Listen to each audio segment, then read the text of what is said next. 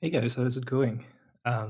This stream is probably going to be extremely long, 2 maybe 3 hours, because I have a lot of things that I want to cover. By the way, let me know how the audio is in the chat. Um, and I think I'm not going to be giving out pine points anymore, because I think at this point it's a dead meme. And I'm sort of going through a phase in my life right now where I don't find it funny. It's called adulthood. Not sure if you heard about it. But yeah, what I want to talk about today is, as some of you might know, I'm studying classics. And in the last 2 semesters, I've had several courses about Greek religion, where we use structuralism as a framework to analyze Greek mythology. And I find it really, really informative and fascinating. Because up until now, all the courses that I had about Greek religion and Greek mythology were very descriptive. But now, in these new courses that I've took, we actually talk about what is the meaning behind the myths. And I think it's really interesting. And I think it's worth talking about because I feel like I might be starting to understand what the point of Greek mythology is. And by the way, this stream is not going to be related to Christianity or Christian apologetics in any way, I think. So let me know if you are interested in this kind of content, actually, because it might happen that in the past, in the future, I will transform this channel or even start a new one into a channel that talks primarily about Greek and Roman ancient societies, because to be honest, that's much more interesting for me. But yeah, the basic idea is that Greek gods and Greek mythology is weird, right? And when people read it in the primary sources, unless they dismiss it immediately as just nonsense, made up nonsense, uh, it's something that cries out for an explanation. I think it's bizarre in many ways, and at least in my case, it really stimulates my curiosity. Like, I want to understand why is it the case that the Greek myths are the way they are, and what they mean. Why is it that the people who created and told these myths for centuries, why is it the case that they did it? And I'll give you an example of what I mean. One of the earliest Greek texts that we have preserved is called Theogony. It's by an epic poet Hesiod, who lived in the second half of the 8th century, probably. And it's a creation myth, basically. In Greek mythology, the world is not created. It's the various components of the world or cosmos come into existence as various gods are born. So in Greek mythology, gods are not eternal, they are actually born. And this epic poem describes the process. And if you read it, it's really, really strange. So, one of the original gods, one of the first gods that have either always existed or came into existence first, it's actually unclear, is Gaia, the earth. She produces Uranos, the sky, asexually, without any male partner, and then they have incest and start giving birth to other gods, including, for example, Cyclopses, and Hecatoncheires, who have 100 arms and 50 heads. So already pretty wild, right? But the problem is that their father Uranos hates them. So as soon as they are born, he shoves them back into Gaia. It's not very explicit, but I always imagine him just taking the baby and basically shoving it back into its mother's vagina. And Gaia obviously doesn't like it. She becomes so full with her children stuck inside her uterus that she's groaning with pain. And she decides to solve it by creating an iron sickle. And she talks her youngest son, Kronos, into punishing Uranos. So when Uranos comes the next time to have sex with Gaia again, Kronos uses the iron sickle to castrate him. And again, if you have the mental picture, I'm always imagining like a guy who's about to have sex with a woman, pregnant woman, incredibly pregnant woman, abnormally pregnant woman, and suddenly a little baby arm emerges from her vagina holding a sickle, and it just cuts his dick off, basically. Uh, Baby Kronos then throws the genitals into the sea, And out of the fumes, out of the semen, Aphrodite is created along with the Furies, not to be confused with fairies, the giants, and Ashtri nymphs. Kronos then, of course, has incest with his own sister Rhea, but he is now afraid that his own children are going to depose him.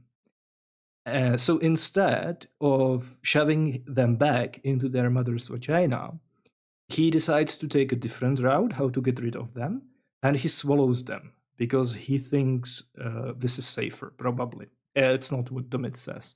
But the point is that as soon as they are born, he swallows them. But the thing is that when the youngest son is born, that's of course Zeus, Rhea tricks Kronos by giving him a stone to swallow instead, which he does.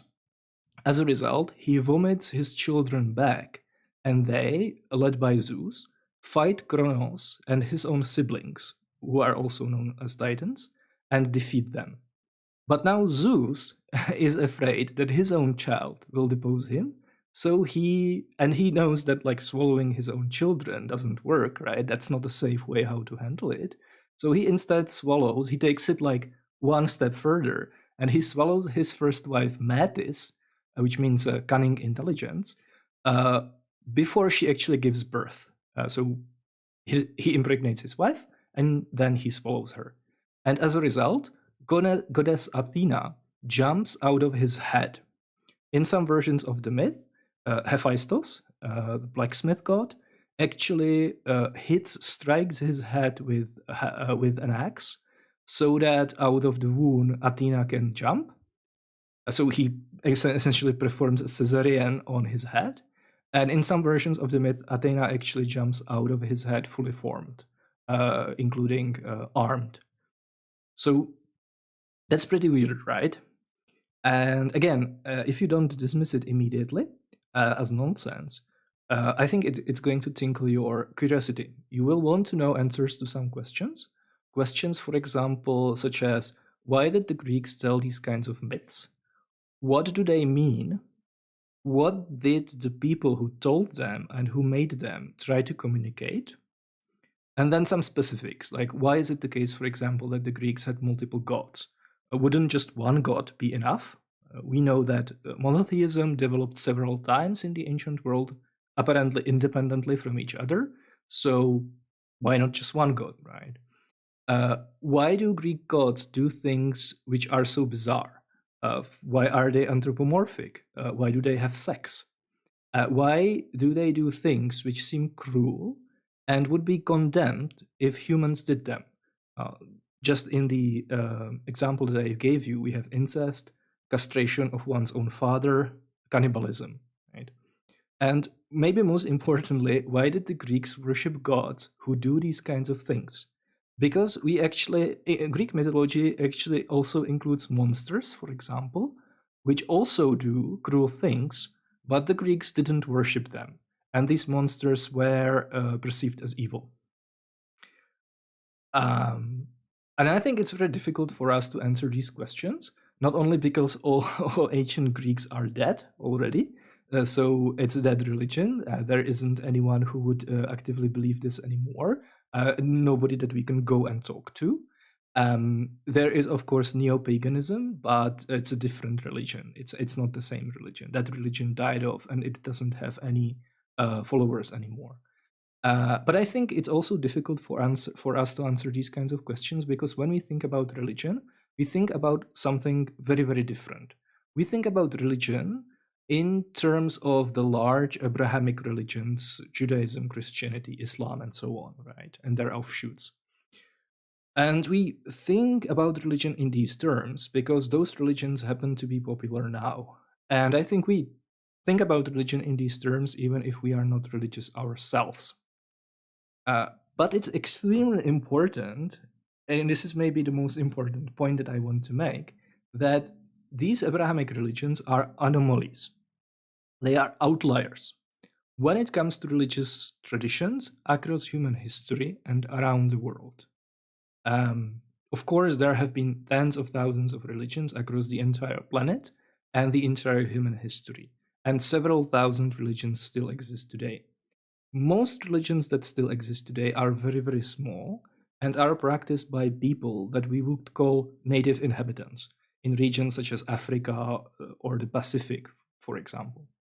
But I think these kinds of religions are much more representative of what it has meant to have religious beliefs throughout human history. And these religions, by and large, have very little in common with the large Abrahamic religions. Let's just think about it this way.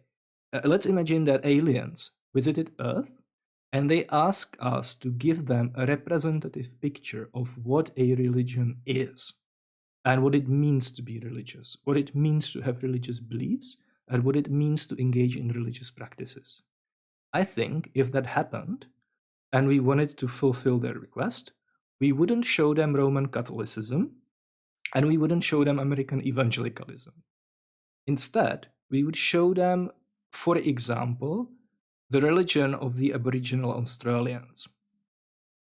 And what's very important is that Greek religious systems, ancient Greek religious systems, were also very dissimilar from the Abrahamic religions. How were they different? What are some of the differences, right? And there are usually exceptions to the things that I'm going to list. But generally, what I'm going to list is true for most Greeks throughout most of ancient history. The Greeks didn't have any sacred scriptures. They had no canon of texts. And as a result, partially, they also didn't have any canon of mythology, meaning their stories were not mutually consistent. Their myths were extremely diverse. There were often multiple versions of the same myths, and the Greeks were not bothered by this. They didn't mind. There was no unified pantheon. This is also important to realize. The literary sources that we have today usually make Greek mythology much more uniform than it actually was. But in fact, different Greeks had different gods, even though they might have the same name, but they were arranged in very different pantheons. So two Greek cities located in the different regions of the Mediterranean might worship gods with the same names, but the functions of the gods, the kinds of roles that they fulfilled, and how they related to each other were very different very often. And they were probably much more different than what is depicted in the literary sources that we have. For example, all Greeks worshipped Zeus, but who this Zeus was exactly, what were his properties, what were his attributes, what kind of functions he fulfilled, and what kinds of myths were told about him was very, very different in different parts of the Greek world and throughout history. So those are some differences. What are some other differences? Well, Greek gods didn't create the world. I've already mentioned that. In fact, the vast majority of Greek gods don't create anything. They are not eternal. They are born, most of them at least, it seems, but they can't die. So that's what they have in common with gods like Yahweh. But the difference is, for example, that they have material bodies with a human body plan. They have blood, a divine blood called Ictor, and they can actually be harmed. But in this case, the famous saying, if it bleeds, we can kill it, doesn't apply because the gods can be harmed physically, but they can't actually die. They are, of course, not omni-gods. So, for example, their knowledge and power is limited. Life of humans and the gods is analogous. They have, for example, houses, families. They have jobs to a certain extent, or at least some specific activities that they engage in. They don't actually transcend nature. They are identical with natural forces and natural phenomena. And this is something that's very difficult for us to understand. But this is something that we can actually start understanding if we think about the Greek religion in certain ways. So when it says, for example, that Neptune is the god of the sea, it doesn't mean that Neptune created the sea. And it also doesn't mean that he rules the sea, even though he, for example, has a palace under the sea. What it means that he is the sea. He's simultaneously a person with a humanoid body and the sea. Both of those things are true simultaneously. It's like a superposition of these two kinds of ideas, right?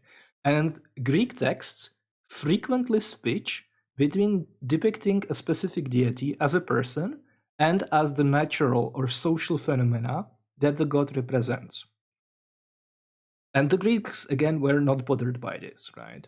And it's much more, again, it's further complicated by the fact that there are several gods of the sea, actually. For example, Pontos. So in the same text, you can have several different gods of the sea, and they are all identical with the sea, right? And the Greeks, again, didn't mind, right? In the Iliad, Achilles, when he learns that Patroclus died, he becomes so filled with rage that if he wasn't stopped, he would single-handedly destroy the city of Troy against his fate. His anger was actually so strong that he would violate fate. And in order to prevent it, the Scamandros River, which ran along the city, spills out. So there is a flood to prevent Achilles from reaching the city. And when you actually read the passage, the river Scamandros is simultaneously a person and the river. And the narration actually switches very frequently, even though it's still narrating the same event, between depicting the river as a person with humanoid characteristics and as the river a natural phenomena. And this is completely normal and it's very, very frequent. So that's one difference. Another difference is that in Greek religion and in Greek mythology, there is an impersonal metaphysical force which transcends the gods and is outside their control. In case of the Greek religion, it's Muir, which is translated as fate or destiny, and that exists in many other religions. But there are other concepts, other metaphysical forces, let's say, that transcend the gods. Karma, for example. Manitou, which is a concept from some Native American religions. Mana, which is not biblical mana, but it's again a life force in some Polynesian religions. Or Numen, which is a concept, like an impersonal divine force in archaic Roman religion. So similar concepts. This is actually very common across religions throughout the world. Gods, even the most powerful god, is not actually the most powerful or let's say the highest in the metaphysical hierarchy. There is some impersonal force that even the gods have to obey. So what are some of the other differences? Well, Greek religions didn't have any churches. And I'm talking about like social institutions, right? Priests actually were lay people. Being a priest didn't require any education or skill, even. Priests didn't have any organizational structure or any institutions, really. Like a priest of Zeus from one Greek city and a priest of Zeus from a different Greek city didn't really have anything in common. They didn't belong to any organization. And there wasn't any hierarchy. Priests were usually elected or even sometimes selected randomly from citizenry for a limited period of time, for example, a year. So they were more like civil servants than priests in the Abrahamic faiths. And they were actually not necessary for almost any ritual, right? It was possible, and it was often the case, that a ritual was performed without a priest. And priests didn't feature during many occasions where priests are important today. For example, ancient Greek wedding didn't involve a priest. Priests also had no moral authority. People didn't turn to them for advice, for example, and they didn't preach anything because there was nothing to preach, essentially. And they didn't even wear any special clothing, for example. Greek temples were not places for believers to congregate or places where priests preached. Greek temples were houses where the gods lived. That's also very different. And as a result, temples didn't really play any role during most rituals.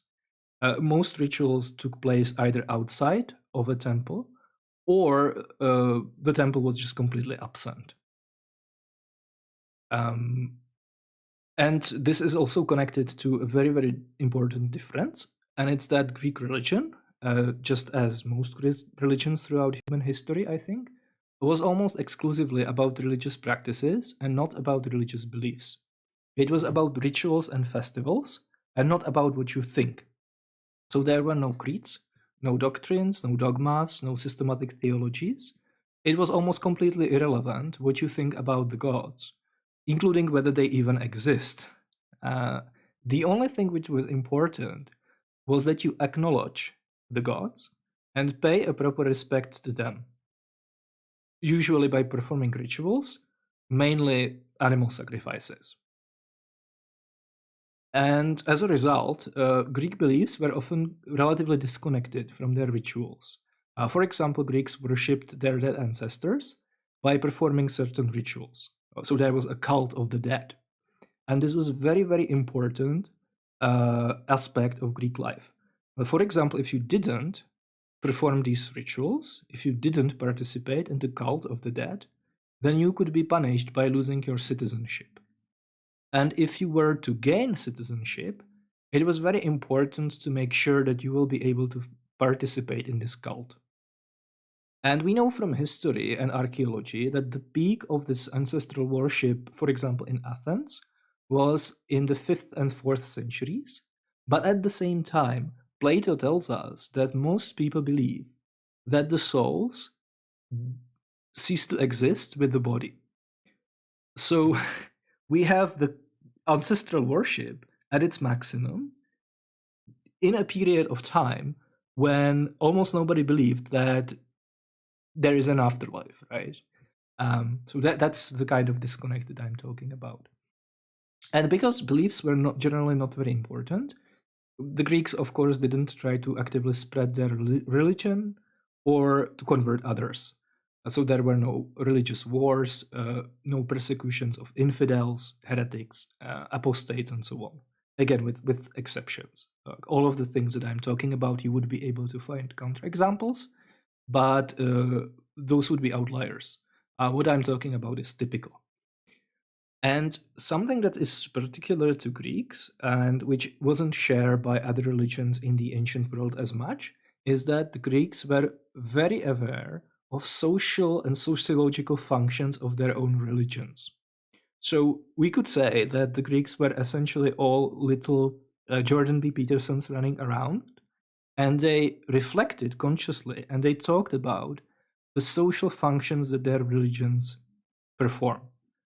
So you could, for example, very often find Greek primary texts that say explicitly that religion is a way how to control population. So it was essentially the opiate of the masses, and how certain religious rituals were established for this reason. And on the positive side, you can read about authors who talk about how religion is very important for strengthening communal bonds, promoting unity in society, overcoming conflict, and so on. And also, Greek mythology was surprisingly disconnected from religious rituals. Again, with the Abrahamic faiths, when you ask, let's say, a Catholic priest, why is it the case that a specific ritual is performed, he's going to give you an explanation which essentially stems from the mythology of the religion. Think about, for example, the Eucharist. But this wasn't necessarily the case in the Greek religions and with Greek mythology. Many important figures from mythology apparently didn't have any rituals associated with them. They didn't have a cult. And on the other hand, many important festivals have no known myths that are tied to them. So these are some of the differences between current Abrahamic faiths and the Greek religion specifically. So when we want to understand it, we have to stop thinking in terms of these Abrahamic religions, and we have to adopt a completely different mindset, which is much more similar to, for example, how the native inhabitants in Papua New Guinea thing, right?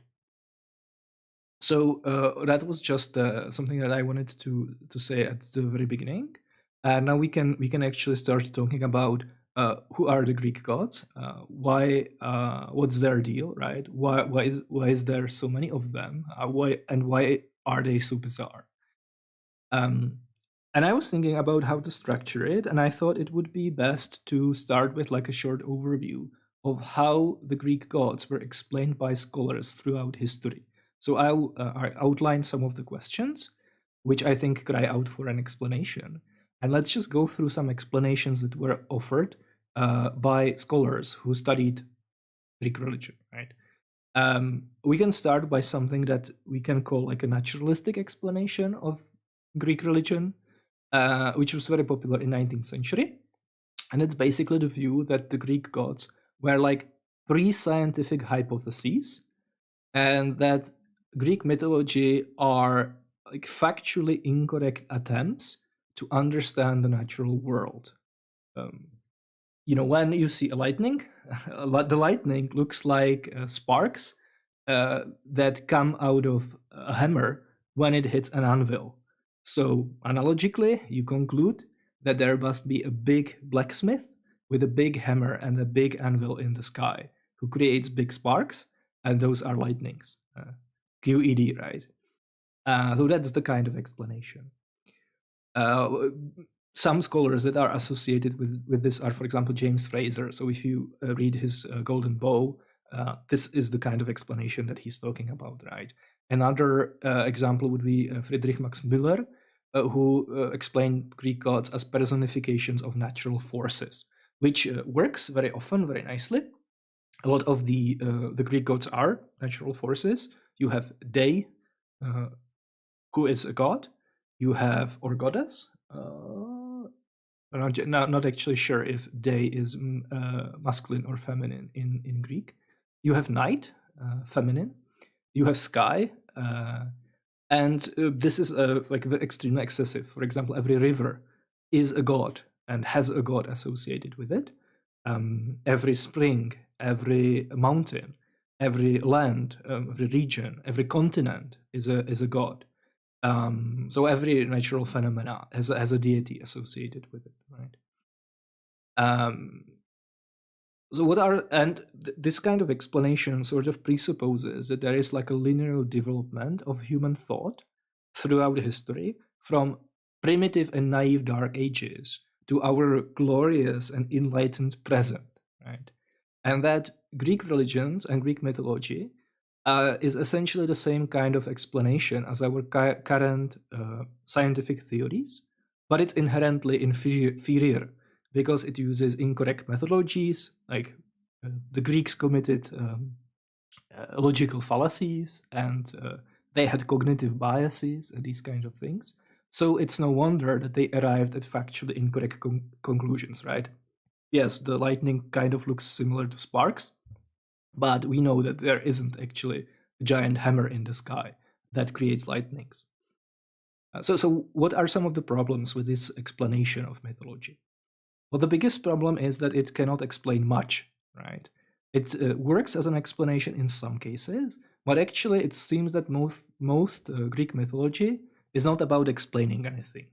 And many Greek gods are not personifications of any natural forces. Another problem, which is kind of a big deal, is that it's fucking racist, right? It's not that bad if you apply it to ancient Greeks because they are all dead, so they don't mind. But it becomes very, very yikes when these early scholars in 19th century were applying it to the primitive savages of their own time, right? Portraying their religious beliefs as inherently inferior to enlightened Europeans.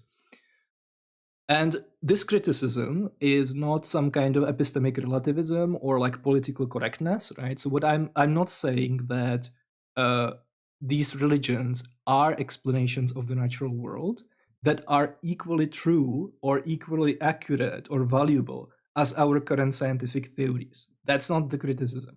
The criticism is that they are not explanations of the natural world in the first place. So to depict them as unsuccessful explanations is missing the point, right? The idea is that this is not even what they are doing in the first place. So they are not inferior because it's a category error, essentially. Yeah, so that's the naturalistic explanation. Then early 20th century comes around, and it was pointed out, for example, by Emil Durkheim, that religions are just too persistent and too important for most societies to just be failed attempts to explain stuff, right? Like the idea was that if it was really just failed attempts to explain why things are happening, they wouldn't survive and they wouldn't be that prominent. So there was the idea that religions must have some real basis. They must reflect something which actually exists. And there were two most popular propositions about what the real basis of these religions is. One was psychological, and the other one was sociological. The psychological explanation is basically the idea that gods are expressions of psychological phenomena, either on the individual level or on some collective level. A pioneer of this tradition is, of course, Sigmund Freud, and I'm sure you know a lot of his work in specifically Greek mythology. He coined, for example, the Oedipus complex. He interpreted the myth of Oedipus as expressing desire of young boys to have sex with their own mothers.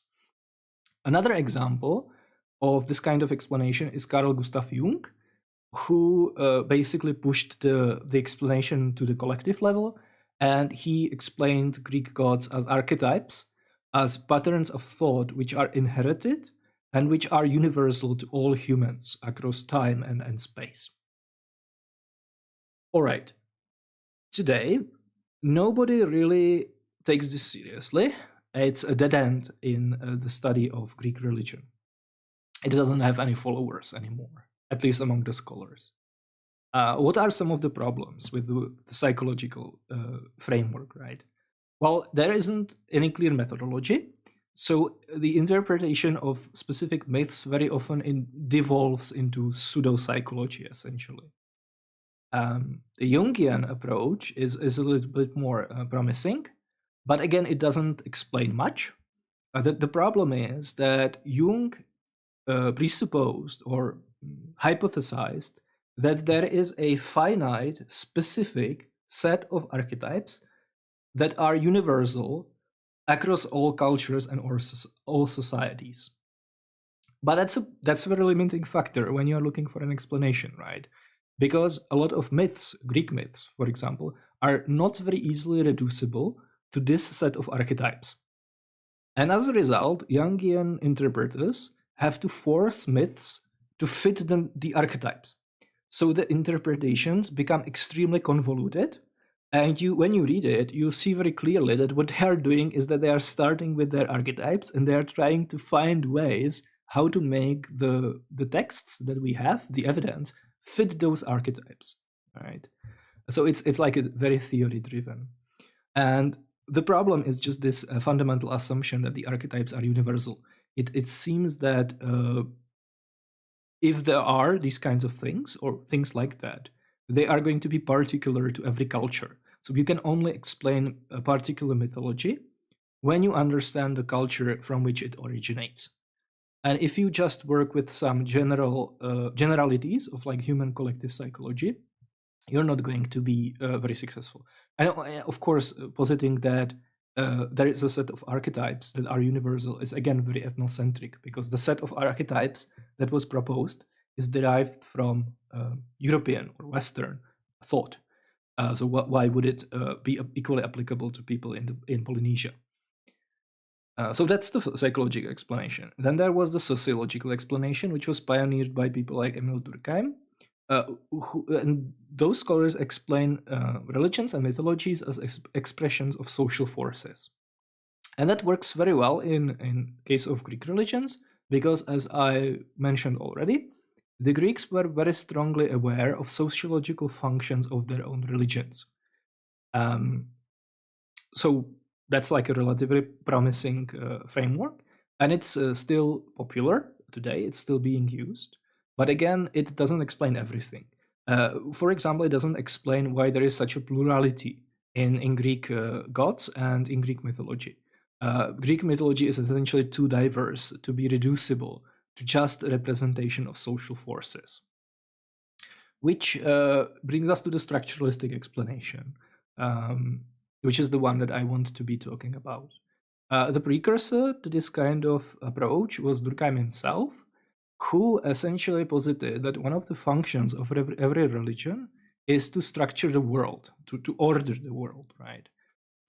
So every religion is a system which classifies various aspects of the world, both natural and social.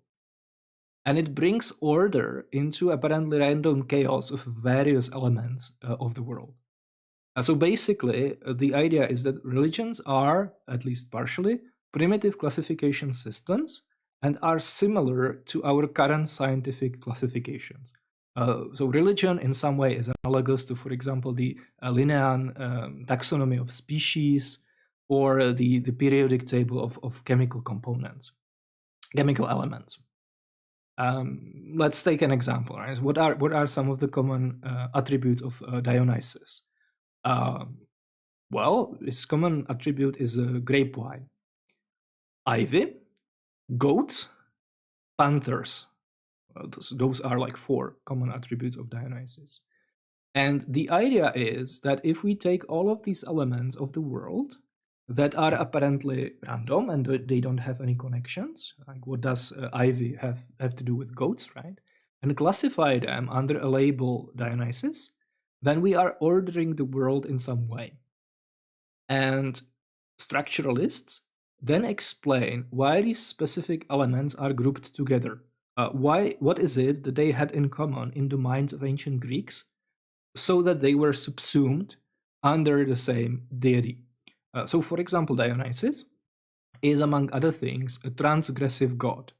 He's a god of crossing boundaries, for example, social boundaries. He's a god of violating the norms, the rules of normality in some way, right? He's, for example, associated with drunkenness, with madness, and so on. And that helps explain why he's associated with both grape vines and ivy, because both of those plants are climbing plants. So they are not stationary in one location their entire lives, but they actually spread. And as they spread, they cross boundaries. So that would be like an explanation of why these two phenomena are associated with the same god, and what is it that they actually have in common. And of course, to do this, we need a lot of information about what were connotations of various things in the Greek world, because that was very, very different from today. Dogs, for example, today have a very positive connotation.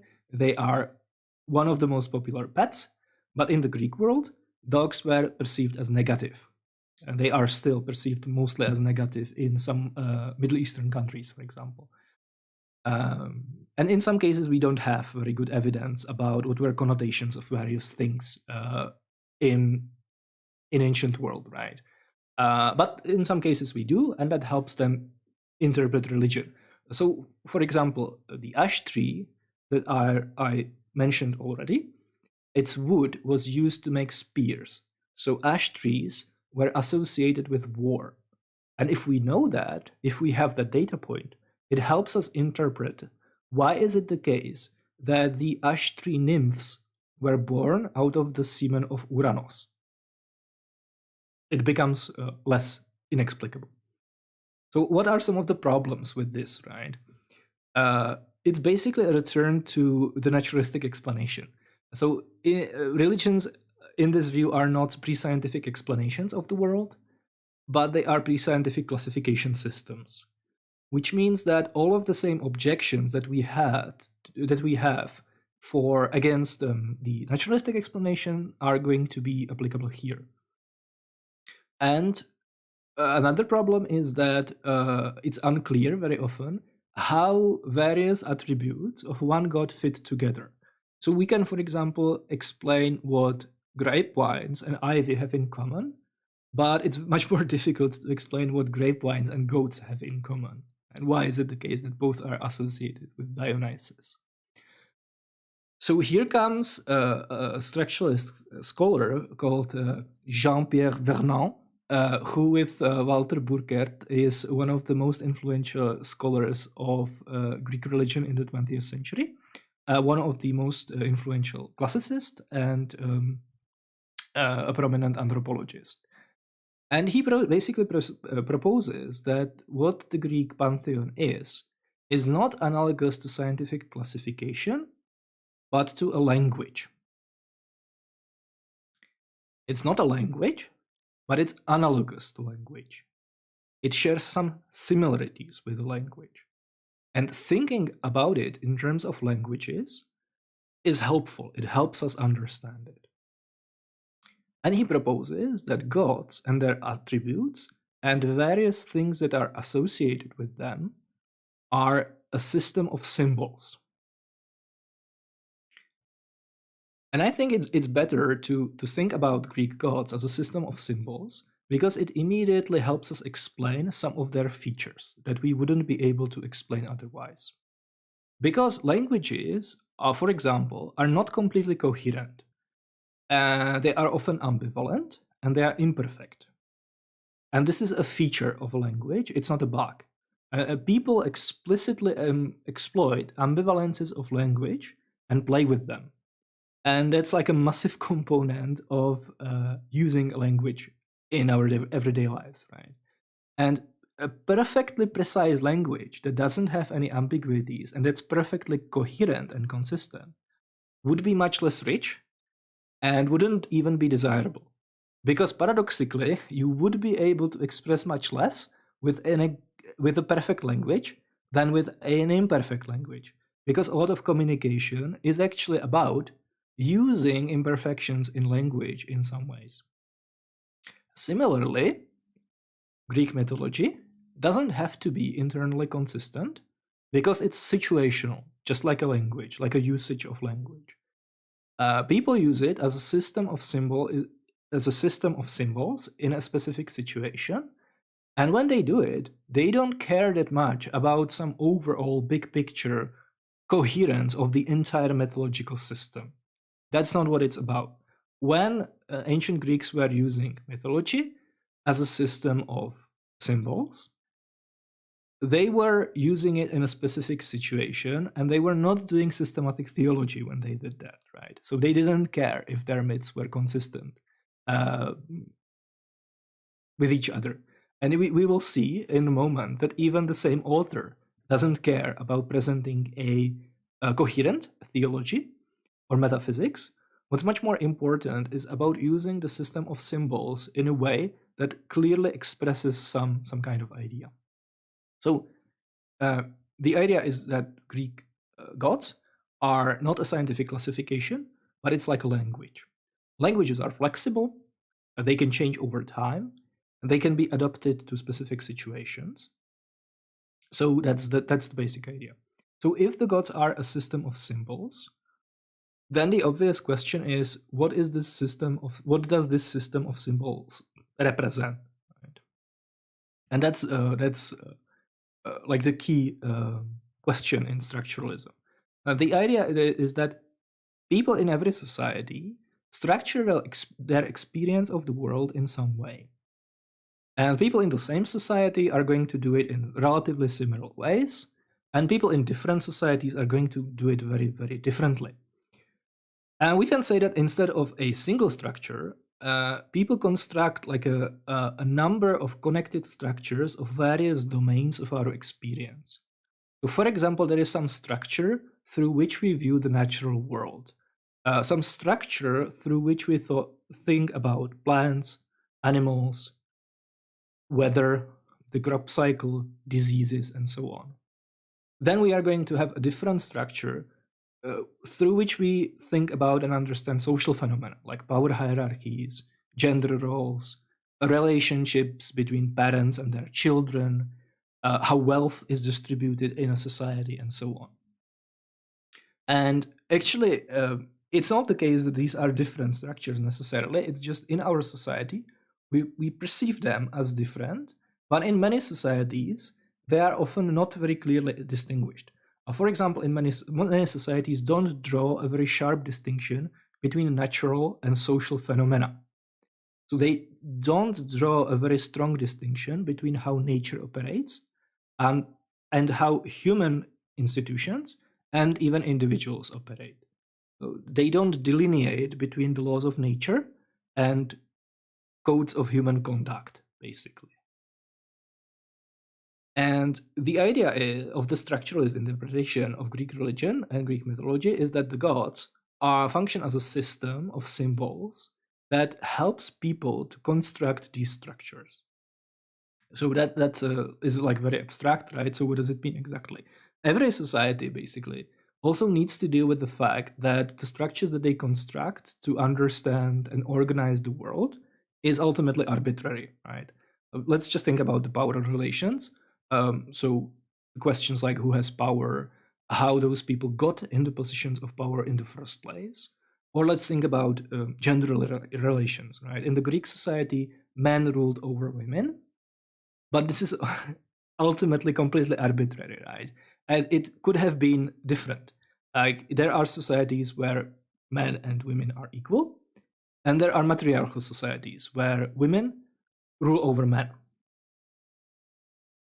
So every society needs to deal with the fact that its structures, the structures that are that permeate the society, are ultimately arbitrary, and every society basically needs to create on some level an illusion that the structure that it constructs are natural and non-arbitrary, and that this is the way things are supposed to be.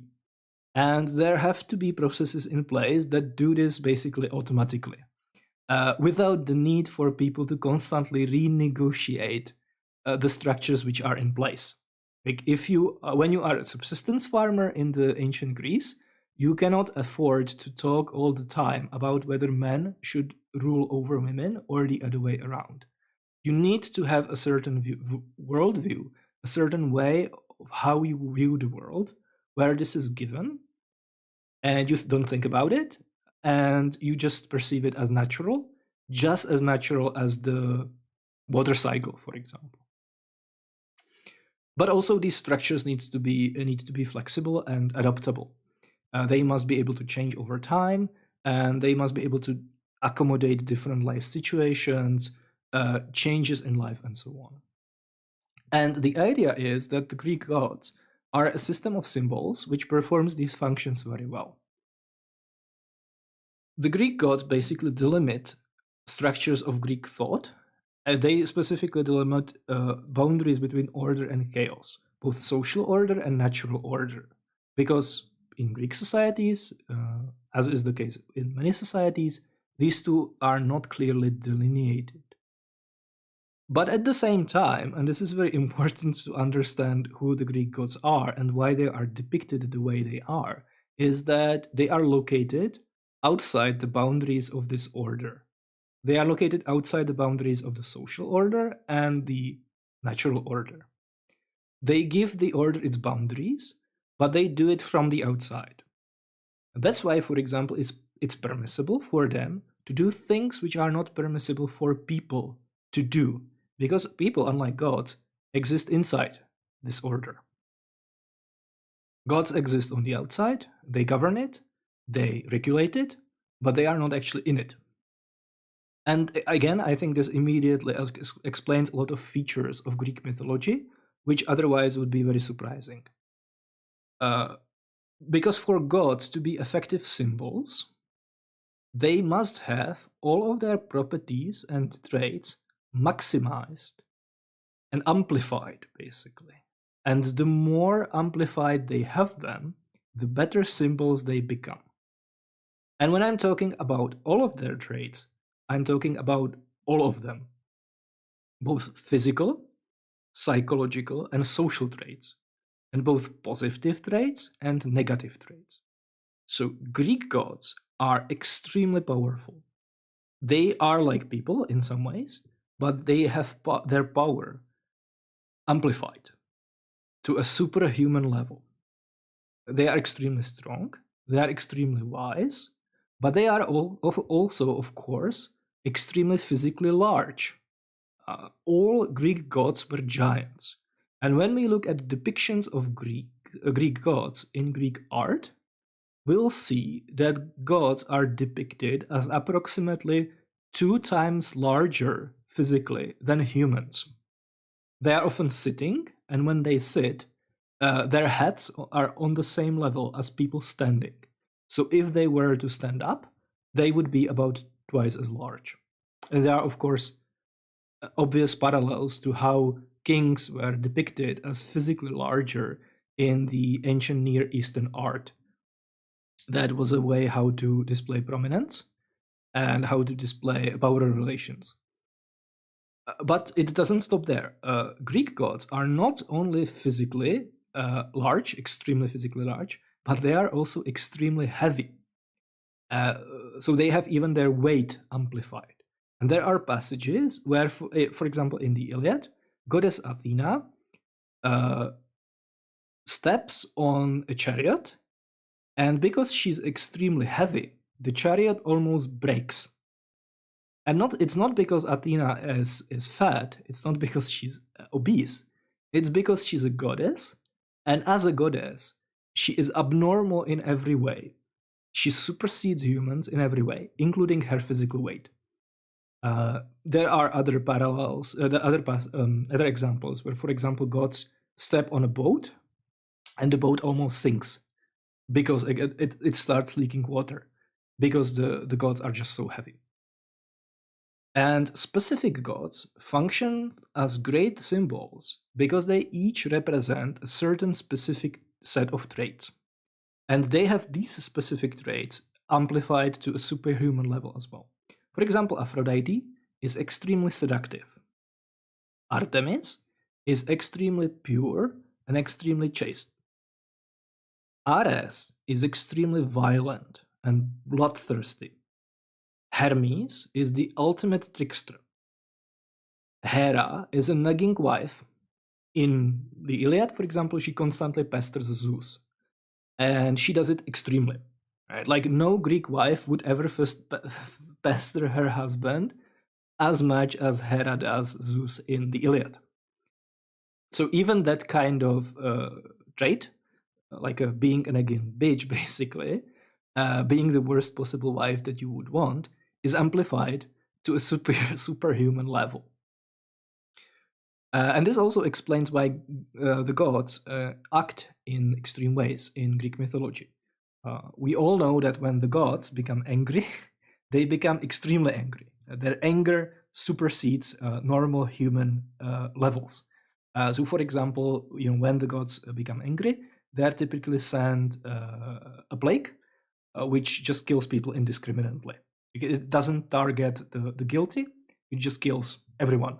Women, children, babies, doesn't matter, right? Because the gods are extremely angry. They are not angry like people, they are super angry. Other examples is like in Greek mythology, everyone who sees Artemis naked must automatically die. It's just unthinkable that someone, a man, would see goddess Artemis, the pure virgin, perpetual virgin, never has sex, never engages in sexuality in any way.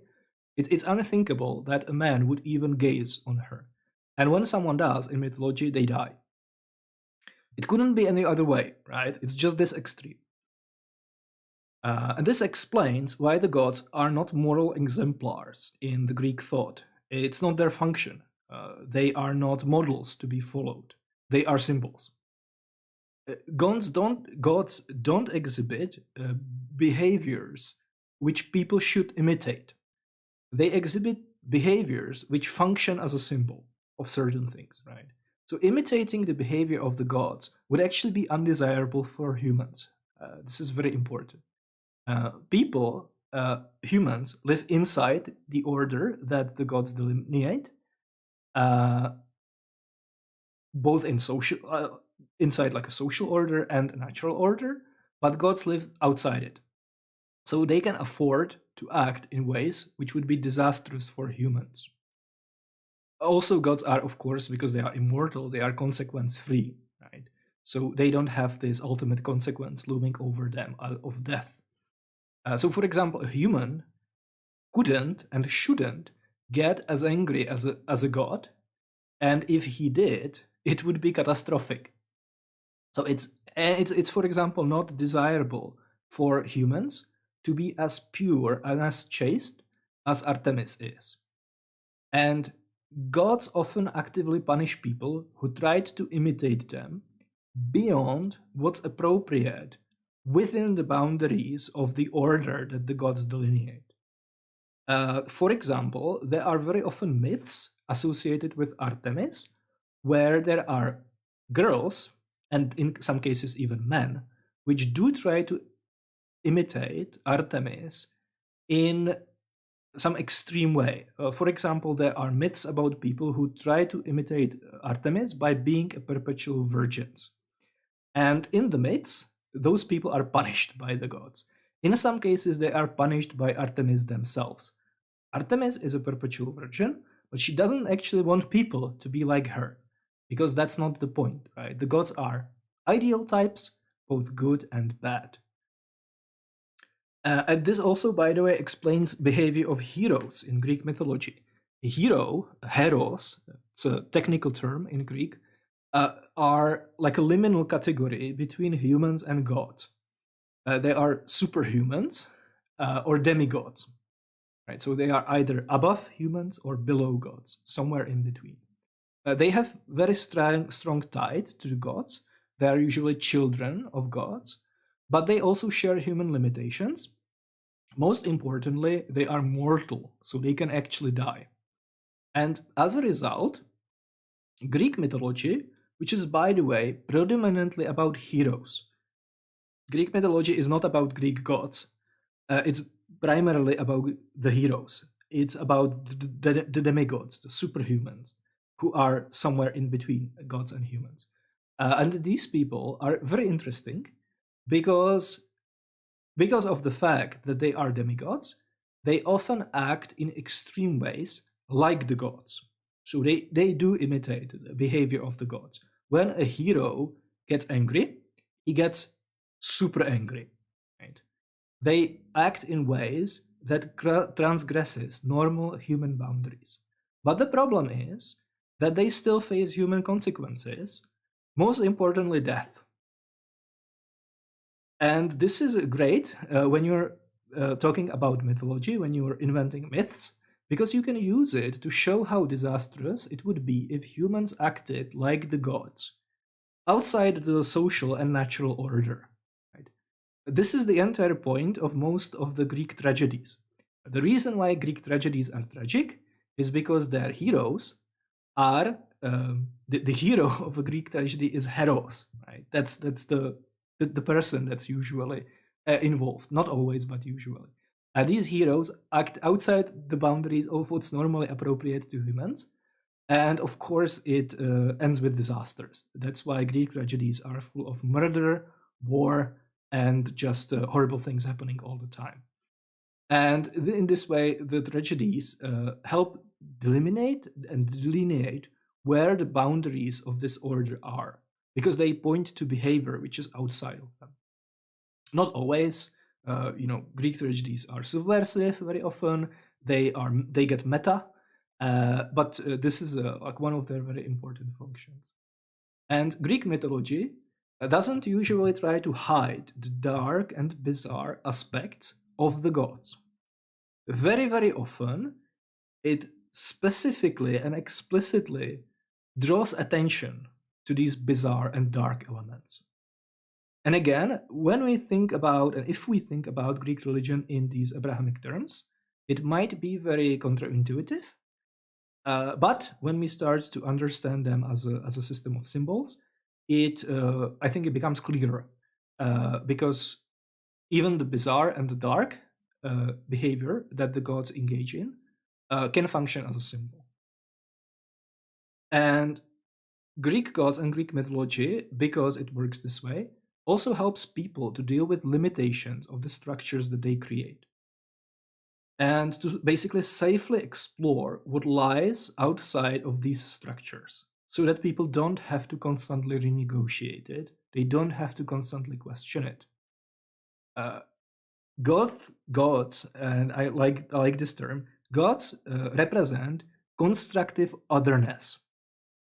Great, right? This, by the way, explains, for example, why Greek goddesses often do things which would be completely unacceptable for Greek women. Right? Like, if you think about it, Athena fights. Uh, she acts as a man in the Odyssey. The way how Athena acts is not like a Greek woman acts. Not at all, right? She's completely like a male character. She represents, for example, an extreme form of madness, cunning intelligence, which a madness is. It's not surprising, right? Because madness is literally her mother. But the point is that madness as a trait is a male trait. Women don't have madness; males do. Artemis, the pure virgin goddess, hunts. That's one of her strongest attributes, is that she's a huntress. She has a bow and an arrow, and she basically spends her entire time just running around forests and hunting animals. But in the Greek society, hunt was an entirely a male exercise. Women didn't hunt, and it was unthinkable for a woman to hunt. And people sometimes misunderstand it because they perceive these goddesses as images of female empowerment. Oh, they would think, for example, oh, the Greeks were very progressive because they had female goddesses that performed male roles. But that's a complete misunderstanding of the point, right? The point is that these goddesses do things that are unacceptable for women to do in Greek societies, right? Because it's a symbol. And like females, women are usually very important, usually very interesting in religions, much more often than men, because in many societies, including a Greek society, women in some ways and for various reasons have a much more important role in religions. In the Roman society, this is much more pronounced. The Romans very often explicitly draw a distinction between male roles and female roles when it comes to securing safety of the state, of the city. Male roles, the male role, the obligation that males have is to fight with physical weapons in physical combat. That's how they safeguard the city. And the way how women do it is by praying to the gods. So in Rome, the religious sphere was very much dominated by women. But just let's get back to Greek religions, right? So again, when we think about Greek goddesses as a system of symbols, every Greek goddess essentially represents some aspect of femininity, but only some aspects, not all. And each female goddess has these specific aspects of femininity multiplied, amplified to the extreme. So, for example, Athena is wise, Demeter is a mother, ideal mother, prototypical mother. Persephone is a prototypical daughter. She actually personifies a daughter side of the mother-daughter relationship. So when the Greeks were talking about daughters and the kind of relationships that they have with mothers, they often invoke Persephone as a symbol.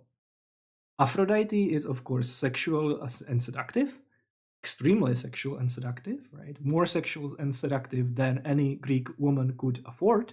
And if a Greek woman was as sexual and as seductive as Aphrodite, it would be outrageous.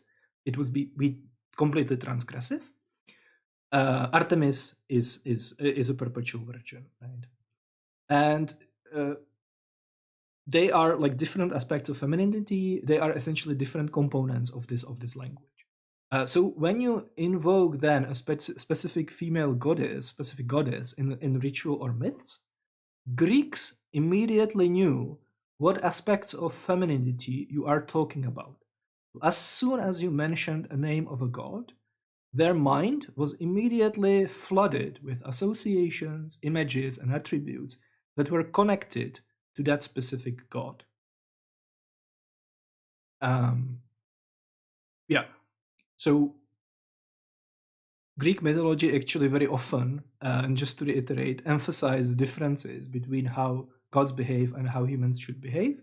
So, as I mentioned already, Artemis, for example, she's a goddess of like a specific period of female adolescence when girls are already sexually mature, but they cannot be sexually active yet because they are not yet married.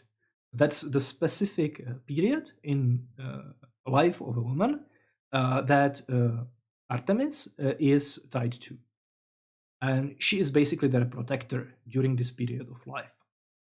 But she doesn't actually want girls to imitate her. She doesn't want them to stay in this adolescent phase of their life. She doesn't want them to stay perpetual virgins. As I mentioned, in mythology, girls that transgress this and actually want to stay perpetual virgins are punished, often by Artemis. So Artemis basically guides women through this period of life, and she basically safely delivers them and leaves them to other goddesses of marriage and marital life, when women get married. How does this exactly look? How is this symbolical language used? In the Greek wedding, the ancient Greek wedding, started by brides sacrificing her toys to Artemis. And you might think, again, like if you don't just take it at face value, it might be difficult to understand why is it the case that a perpetual virgin goddess features prominently during a wedding ceremony. But this is not that difficult to explain, right? They essentially ritually sever the connection to Artemis and terminate that particular period of time of their life. And they do it by sacrificing toys, which I think is not that difficult to interpret, right? Why is it that they sacrifice toys as opposed to something else? And by the way, we have a ritual that's kind of like that. When my daughter was about 2, we actually organized like a ritual when she was supposed to throw away her pacifier. So we made it like an occasion, and we made it an occasion of her reaching like a maturity. Because my daughter, who is 4, she takes extreme pride in being mature. She wants to be a grown-up. She likes talking about how old and how grown up she already is. She's looking forward to being older. And she thinks this is like a benefit compared to children who are younger. So we exploited it when we tried to get rid of her pacifier. And we organized a ritual where she ritualistically threw it away into a garbage bin. And then she immediately started crying because she thought that she's going to get a new one immediately, right? We didn't explain it properly, but oh well. And we have it captured on video. So that's would be, I guess, analogous. We don't use gods to represent it, to talk about it, right? You don't have to use gods to do this. There are other ways that to perform the same functions. But the Greeks basically use the gods to do that. This also explains why Greek religion is so complex, right? It's because every society is different. Every society also completely changes. Not completely, but constantly changes, right? Societies constantly change. And individuals perform many different roles in societies individually. It could be a farmer, soldier, husband, brother, son, father, so on. And they transition between them throughout their lives, sometimes even throughout the day. So the basic idea is that if, for example, all women were ever either adolescent girls or wives, then there wouldn't have to be so many gods, because you wouldn't have to, like the society would be much less complex.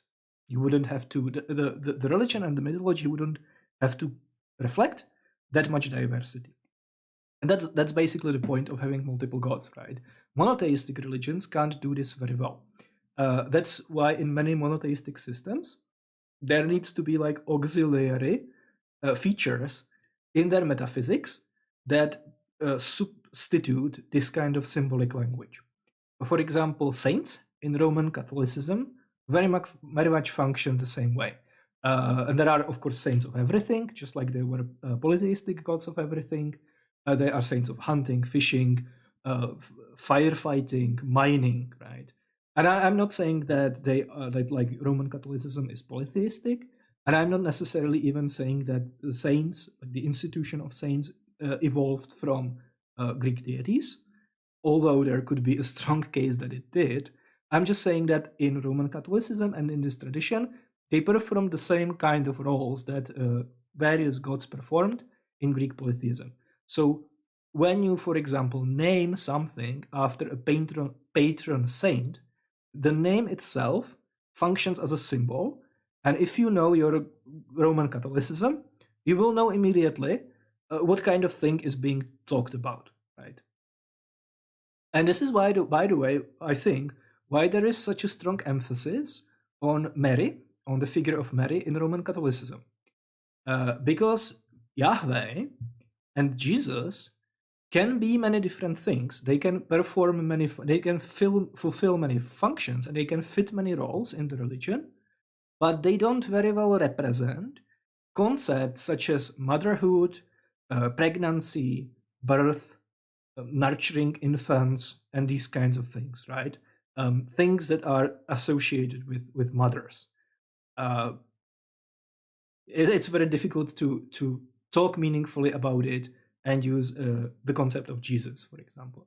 That's why it's supplemented by a strong focus on the figure of Mary, because she can actually function as a symbol for these kinds of things. And I think she performs a lot of the same functions that would be normally performed by female goddesses in a polytheistic religion, maybe except for seduction. Yeah, so that's the basic idea. Questions? Let me take a break, and then we are going to talk about something completely different.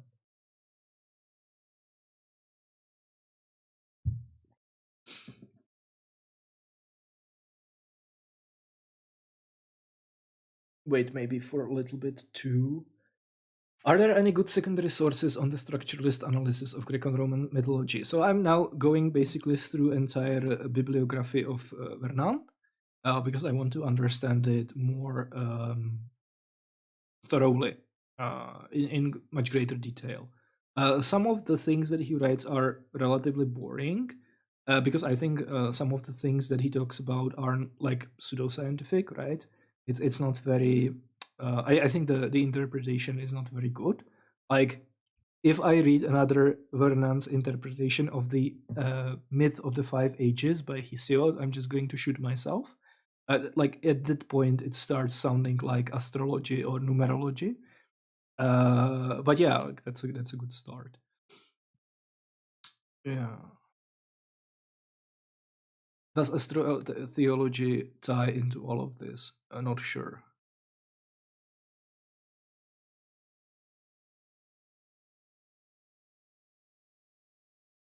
Goats eat other people's stuff, climbs mountains, and their sound is very interrupting. Didn't know that. Yeah, I'm sure there have been, like, in literature, there have been suggestions of why is it the case that goats are associated with Dionysus, and I'm sure there are even primary sources that explain that. Scholia, for example, there is a chance that they talk about it. Are Titans any different? Titans are very, very interesting, and I will probably do a video specifically about them.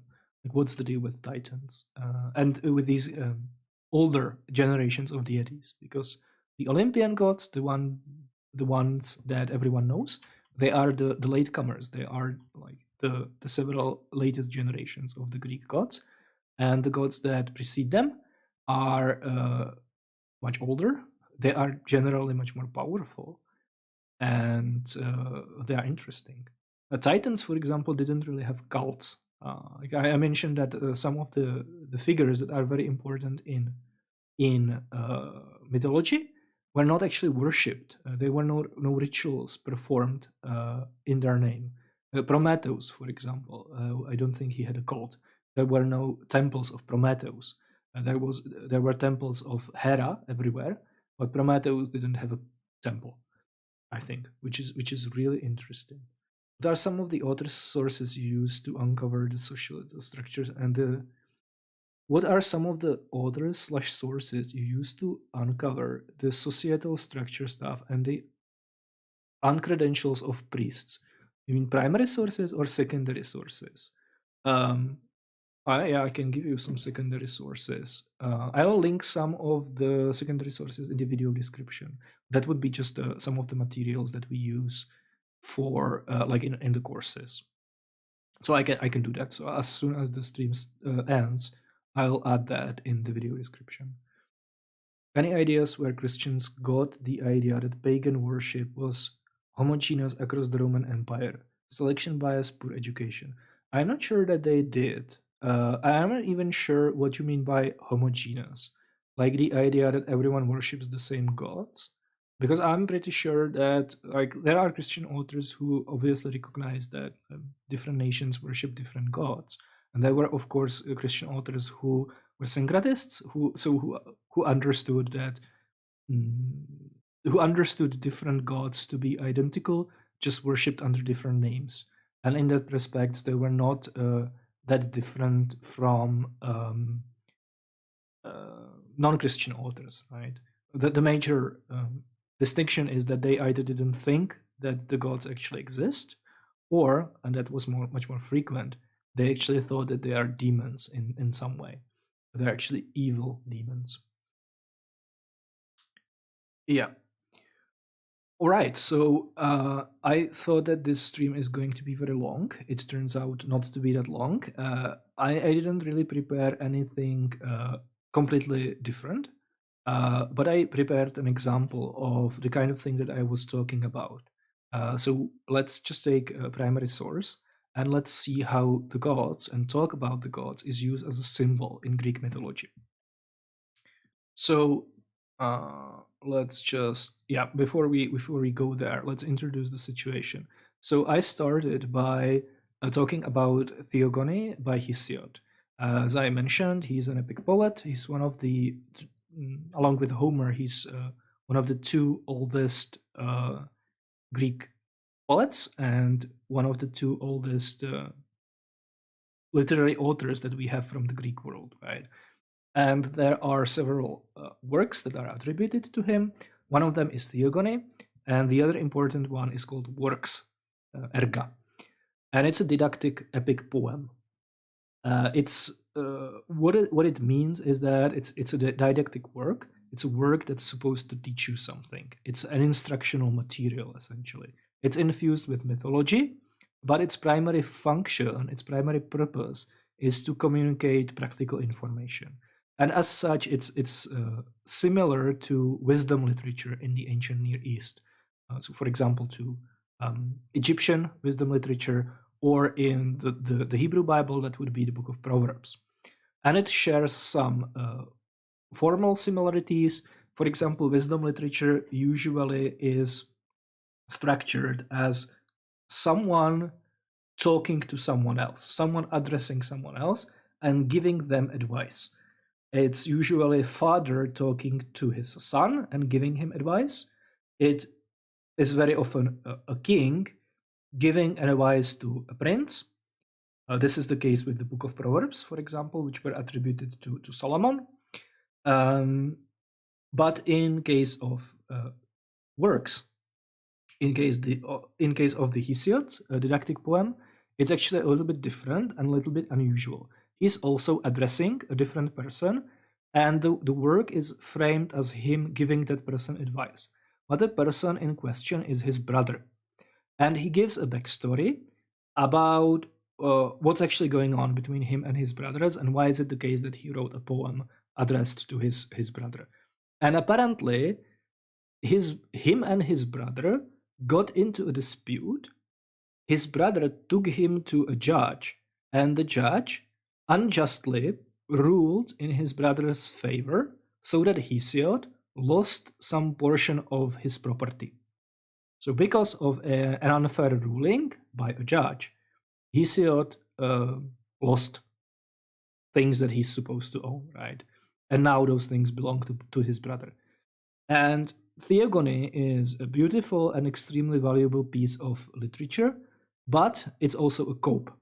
So Hesiod is basically coping with the fact that this happened to him, and he uses this as an opportunity to compose a didactic poem to teach his brother virtues, to teach his brother the things that he's supposed to know and the things that he's supposed to do, so that instead of taking people to a judge and unjustly depriving them of their rightful property, he conducts himself the way he is supposed to. That's the basic idea. This is the way how it's structured. It's him giving an advice to his brother so that his brother becomes a more virtuous person. And it starts. It's one of the first passages of the poem. It starts with a myth about Strife, Eris. Eris is a goddess, Greek goddess, and it's a goddess of strife, and it's also strife itself. It features elsewhere in Greek mythology.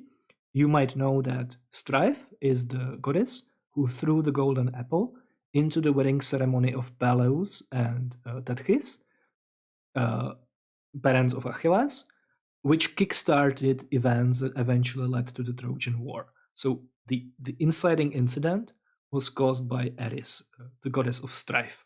And again, it's very fitting that the Trojan War, the greatest war in human history, in Greek mythology, was caused by strife. But in Hesiod, we have a different myth. And it's a myth about Eris, again, about strife. So what does it say? I need to get to the beginning. Yep. So this is what Hesiod says about strife. So after all, there was not one kind of strife alone, but all over the earth there are two. As for the one, a man would praise her when he came to understand her, but the other is blameworthy, and they are wholly different in nature. So here, Hesiod basically tells a myth. He tells a myth about two goddesses. Both of them are strife. But he says that there are actually two goddesses of strife. There are two kinds of strife, which are different. They have a different nature. He's essentially communicating something about metaphysics, but he's also giving a didactic advice to his brother. So this is what he says about each of these two goddesses. For one, fosters evil war and battle, being cruel. Her no man loves, but perforce, through the will of the deathless gods, men pay harsh strife her honor due. So one of the two strifes is negative connotations associated with her. She fosters evil war and battle and be cruel. The second strife, as you can see already, she has a much more extensive description, but the other is the elder daughter of dark night, Nyx, and the son of Kronos. Of course, the son of Kronos is Zeus, who sits above and dwells in the ether. Set her in the roots of the earth, and she is far kinder than men. She stirs up even the shiftless to toil, for a man grows eager to work when he considers his neighbor, a rich man who hastens to plow and plant and put his house in good order, and neighbor wise with his neighbor as he hurries after wealth. This strife is wholesome for men, and potter is angry with potter, and craftsman with craftsman, and beggar is jealous of beggar, and minstrel of minstrel. What is he talking about? So there are two different goddesses, both are strife. One of them is negative, but the other one is positive. And the other one represents the positive aspects of strife. She essentially represents gumption. She represents like Randian objectivism, right? Like the libertarian virtues. So it's still strife, it's still conflict, but it's productive conflict. Why is it productive conflict? because it motivates people to do productive things, mainly through jealousy. You can say that in the Greek religion, coveting after your neighbor's ox is actually a good thing because it motivates you to work. And if this kind of strife didn't exist, then people just wouldn't do anything because they wouldn't be motivated, right? She's actually, it's still strife. There is still the aspect of conflict, but this goddess represents and actually is all of the positive things that are associated with conflict. The first goddess represented all of the negative things that are associated with conflict, right? Perses. This is Hesiod's brother, so his name is Perses. Perses. This is the author explicitly addressing his brother, the addressee of the didactic poem, the person who took him to court and unjustly deprived him of his property. Perses.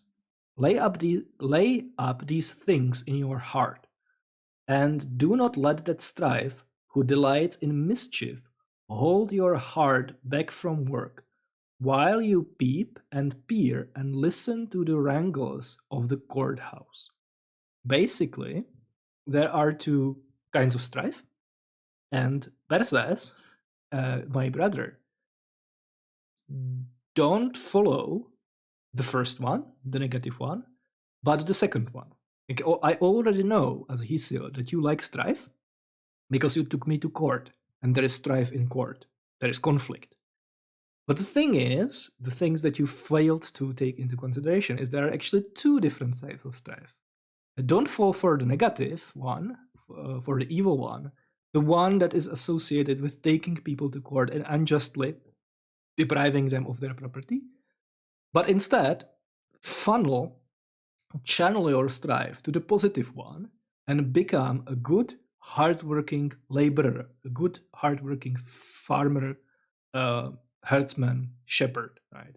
And that's what the rest of the didactic poem is about, more or less, right? Hesiod is then giving him advice about how to be a good person, how to be a good. It's mostly advice that has to do with farming and agriculture, and with just performing agricultural activities. That is like the ending. The last part of the poem was probably not written by Hesiod. It's called Days, Hemerai, and it's a calendar, which makes sense to add to a didactic poem about how to perform various agricultural works. What's added is a description of the agricultural year and various phases that go and various activities that are tied with specific periods of time. And the calendar is organized around, for example, important celestial phenomena. So when a specific star arises, then you are supposed to do this and that as a farmer, because that's the appropriate time for you to harvest and so on. So yeah, I guess you could see how in this specific example, mythology is used as a symbol, a set of symbols. Specifically, Hesiod is using the goddess of strife to communicate something, to say that if you are a person who delights in conflict, there are actually two different ways how you can do it, destructive and productive. And this is what the productive aspect of conflict is. And I'm going to explain it in terms of talking about a goddess. Now, the obvious question is, did Hesiod actually believe his own metaphysics? Like, did he actually think that there are two goddesses of strife? I think yes. Why do I think that? Well, because it made sense to him. Like, he conceived of this idea, and it made sense to him in his own mind, in his own worldview, that there are these two different concepts of strife. So he didn't just use them as metaphors or as a figure of speech. He was actually probably honestly convinced that this corresponds to something that actually exists in the world. Deities that are real, that actually exist. And interestingly enough, his cosmology or his theology is not internally consistent, right? He says here that the good strife, the positive strife, is the elder daughter of dark night and the sun Kronos.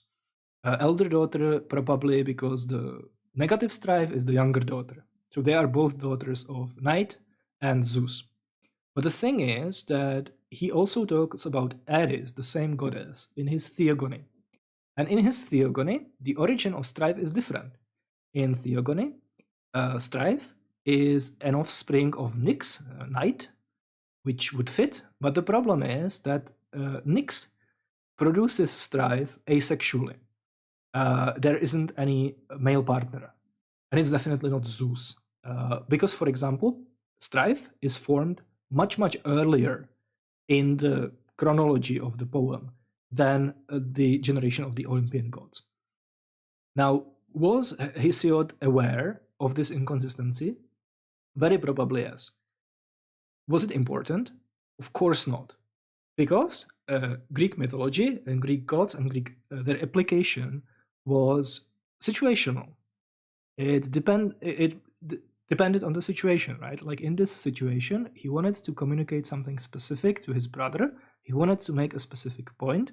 So he constructed a myth using various goddesses who have different connotations associated with them to communicate the specific point.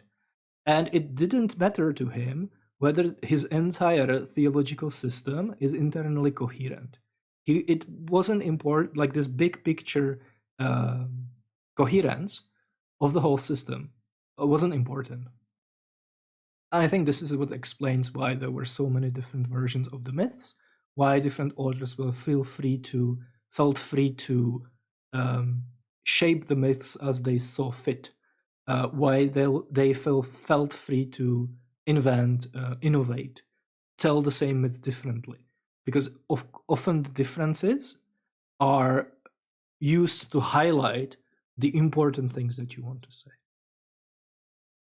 So that's everything that I wanted to talk about. Unless there are any pressing questions, then I'm going to end the stream. So last chance to ask any questions. And by the way, let me know, probably when the stream ends, just leave a comment under the video if you are interested in this kind of content, right? Because as I mentioned in the very beginning, this is something that I find really fascinating. I find it much more interesting than talking about the kind of topics that I normally talk about. So let me know if you would be interested in this kind of covering these kind of topics. One thing that I could, for example, do is we can take an individual god like Dionysus and just explain what he is about, what kind of symbol he is, what kind of functions he performed in the Greek mythology and in the Greek religion, right? What was the deal with that specific god? So yeah, and when the video ends, then I'm going to add some secondary literature about Greek and Roman religion in the description.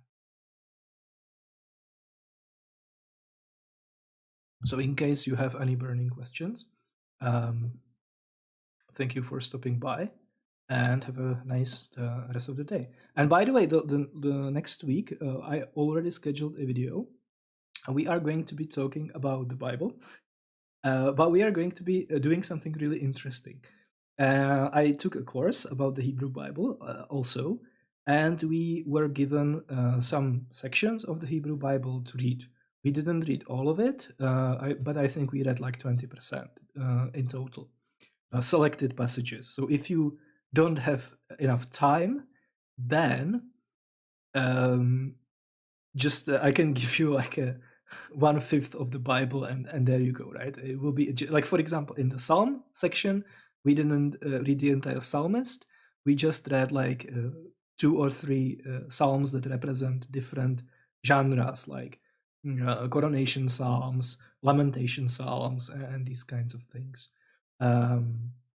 But the point is that we read the book of Genesis, and that was an opportunity for me to do something that I wanted to do for a very long time, and that's just not read it as a one text, but actually read the 4 different sources of the documentary hypothesis, J, E, D, and P, separately, and see how that feels, how that story, like if the story actually makes sense, if you read it, if you read the four sources separately, one source from the beginning to the end, then another, and what kind of feeling that's going to give. And I find the results very, very interesting because, to be honest, the text was much clearer. Like, I think even people who don't know anything about like biblical scholarship and biblical criticism, when they read specifically Genesis, they will feel that something is like going on, right? There is something weird. For example, they will start noticing that some of the stories are repeated in doublets or triplets. Like, there is the famous story where a character has to hide his wife and pretend that she's his sister, because otherwise she would be taken care of. She would be taken advantage of by a person in a position of power. It's Abraham twice and Isaac once. Why is the same story repeated 3 times, right? Or sometimes like information is repeated multiple times. I think in one specific point around Genesis 20-ish, one vision ends and the other one immediately, like Abraham gets a vision, the vision ends, and then he immediately gets another vision where some of the same information is repeated. Or Yahweh actually makes a covenant with Abraham like 3 different times, and the terms of the covenant are a little bit different. So even if you don't know anything about biblical scholarship, you may feel that like it's weird. And again, this is something that cries out for an explanation. You have to you want to understand actually, if you don't immediately dismiss it, what's actually going on with the text, like how was the text put together. And so you can get the text of the Torah with the 4 sources of the documentary hypothesis color-coded, which means that J is going to be one color, B is going to be a different color, and so on. This is, of course, speculative reconstruction, and the different scholars have different reconstructions. Some of them don't subscribe to documentary hypothesis in like any recognizable form anymore, but these color-coded editions still exist, which means that you can just very easily take out the text of 3 sources and just read J. Then you can do it with E, B, and D. And that's what I wanted to do. I selected a specific segment of the book of Genesis. It starts with Abraham leaving for Canaan, and it ends, I think, with the sacrifice of Isaac, because that's just one of the sections that we covered. And it's really interesting because in that specific section, I think you can see the 4 sources very clearly, and you can appreciate how like much more clear the texts become, how much clearer the texts become when you separate the 4 sources. So that's why I titled it Read the Bible This Way, and it will actually start making sense. Because yeah, like for me, after doing this, even though the sources are completely speculative, we don't actually know with certainty that the documentary hypothesis is correct and what is the best reconstruction, it does actually make the text clearer. So that's going to be next time. So thanks for watching and have a nice rest of the day.